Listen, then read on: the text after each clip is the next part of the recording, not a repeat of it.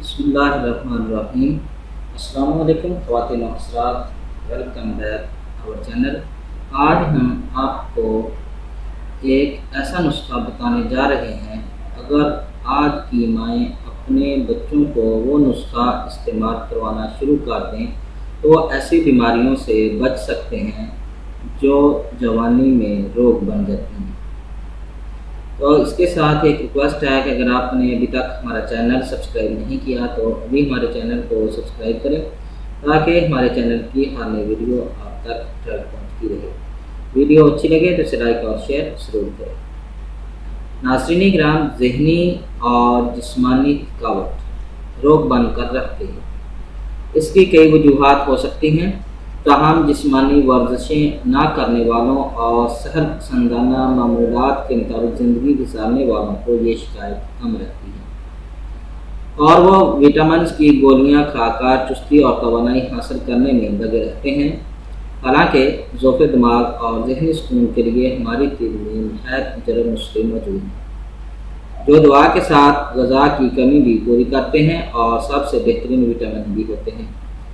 तो इसी गर्ज के लिए हम आपको एक ऐसा नुस्खा बताएंगे कि जो दवा भी है, ग़िज़ा भी है और विटामिन भी है, जो आपकी जिस्मानी थकावट को भी दूर करेगा और आपकी ज़हनी सुकून को भी दोबाला करेगा और ज़ौक़ दिमाग को भी दूर करेगा। तो इस नुस्खा के जो अज्जा हैं वो ये हैं: मगज़ बादाम 5 अदद, मगज़ तुख्म कद्दू, शीरी, तुख्म खशकाश, तेल सफ़ेद, ये तीनों चीज़ें आपने 3-3 ग्राम लेनी हैं।